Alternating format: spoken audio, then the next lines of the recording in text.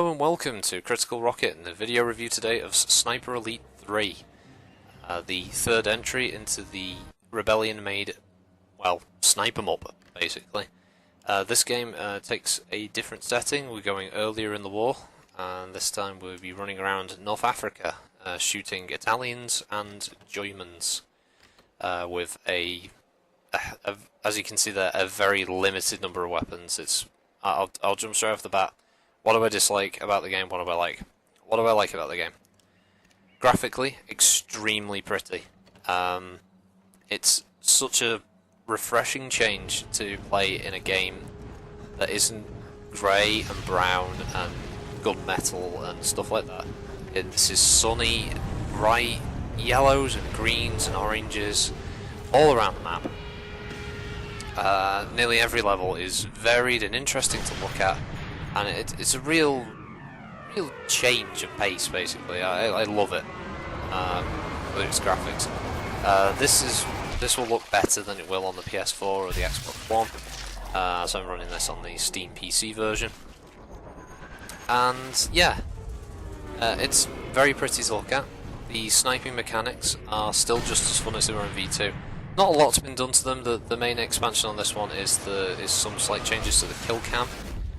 You'll now have a much more gory, detailed one. You'll now see the musculature of the person you're shooting. You can destroy more of the bones, so you can see ribs shatter, or be able to blow arms apart and gear like that. There's new vehicle kill cams, where you'll see the bullet go into the engine block, and the pistons will fire and explode, and it creates a chain reaction. You can snipe the driver of a tank and immobilize the tank, whereas in the previous game you could just shoot the fuel cap and it would explode that way. Sound design is very good. It's very loud, powerful noises for the sniper rifles. Really makes you feel like you're firing these incredibly deadly shots across these huge distances. That's kind of where it ends, though, to be honest. My main gripes with this are mainly lots of small ones. Technically, it works fine. I didn't encounter a single crash or a hang. I didn't lose any frames. I didn't have any graphical glitches or anything. But what I did notice was there are a few weird little things about it that kind of mount up. First off, there aren't many weapons in the game. There are 4 sniper rifles. There are 3 pistols and a few extra weapons here and there. There's a Thompson, there's a Sten, and a Panzerfaust, and it's the secondary weapons you're barely going to use. But then you've got bugs like this. I was looking over there before, as you saw in the previous shot. Now I'm over here, less than 10 feet away. Now there's a man suddenly there. There's weird view distance issues where the game will spawn people in, even if you have a clear line of sight to a building that looks completely empty and dead. If you go over there, it will suddenly have 10 guys inside it. It kind of breaks immersion of being the sneaky sniper as you move around a location. There aren't many levels. There are about 8 in total. Granted, some of the mid-game levels, probably from the 4th level on, is quite long. They will take you a while to play through. There are a crap ton of enemies, and there are multiple routes to go through them, but you spend the first 3 levels still being introduced to all the mechanics, things like binoculars, setting trip mines, and using dynamite and other bits and pieces like that, and it really takes away from it. The only upside is that I guess levels are kind of open-ended, in the sense that they sometimes have branching paths, but some of them are quite big. But once you've found one way through them, you're really going to keep doing it that way, and there's not much impetus to try a different route. They keep things sort of fresh, where larger maps will have side objectives. This section here is a side objective to destroy a 88mm flat cannon. And there are a couple of ways you can do that. You can brute force your way, you can just snipe all the crew and take out the gun that way. You can stealthily get round the buildings and you can blow it up that way. Or you can cause an environmental effect, like a landslide or a rock slide, and destroy it that way. So it gives you a few choices, but again, it's one of those things where unless you're really, really hardcore into it, you're not going to keep coming back to these levels to redo them. They have a few bits and pieces like collectibles and diaries, but frankly, nobody gives a shit about the diaries. I'm sorry, but I don't...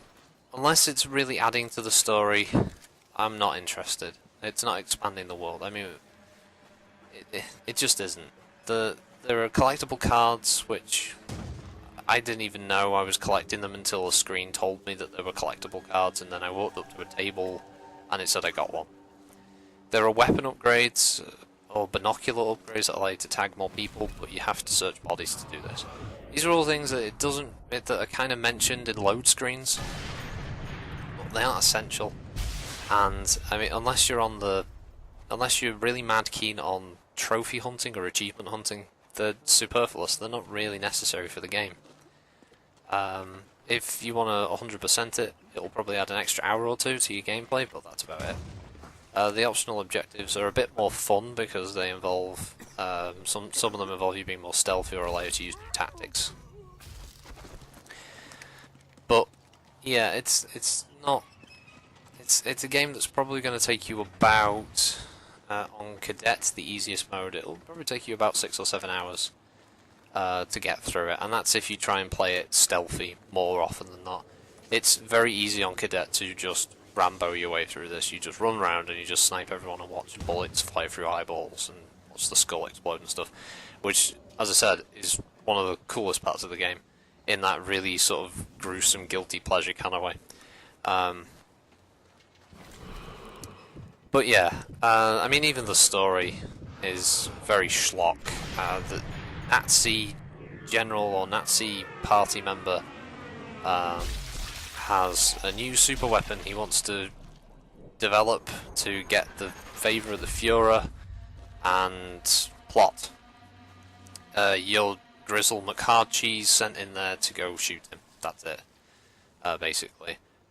You just so happen to go through all of these famous hotspots of the North African campaign across over years, Tobruk, Fort Fugio, Kasserine Pass, Hellfire Pass, an airfield, a couple of places like that. Each map is incredibly varied and detailed, and that's one of the highlights graphically, but story-wise, they're just there. They tick boxes. But once you complete the story mode, they do try to give you a bit of extra content. You've got multiplayer, which can be fun if you like. If you're one of those shooter players who prefers a bit more of a methodical pace, the multiplayer in this will be quite fun. Obviously the core of the multiplayer is sniping them. They'll get you points, and whatever team has points are based on the distance where you shot your target, and whatever team has the most points wins. The best mode is called No Cross, where you're on one half of the map and the other team are on the other half, and it's basically creeping around trying to find them before they find you and getting the kill. I have to admit, that's kind of fun in short bursts, but not very long. It can get very boring very quick.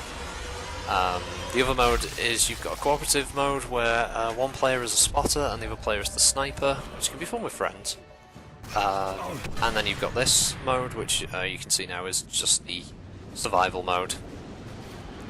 Pick your spot on the map and hold out as long as possible, basically. Between waves you've got a chance to check bodies for ammunition, set up traps. They have bonus point locations called kill zones, where you can snipe targets and get extra points, and it's score attack. There probably will be more stuff in future DLC packs. They already have several pieces of DLC out. They've actually come under a lot of flack for this. There are already extra sniper rifles available for purchase right from the off. There's a Snipe Hitler level, which was a pre-order bonus but is already available. And they've already released part 1 of 3 of a series of story missions where you have to protect Winston Churchill from an assassination attempt. If that's what you want to do, then there's probably going to be a bit more content for you out there. However, as a full package, I would not say this is £40. I would not say this is £50. I would not say this is £30. I would say this is £25 at most. I got this on g2a.com for about £16, and this is a digital Steam copy. I think £16 is a great price for it. I would not pay £40 for this. Even with the DLC thrown in at that price, it's not worth it. It's a fun game for a bit. It's not made any huge leaps over its predecessor other than improving the kill cam. But yeah, honestly, it's one of those games that I would recommend you pick up on sale, so for that reason I'm going to give it 6 out of 10. I hope you found this useful. Thanks for watching, and stay tuned to my channel for other videos.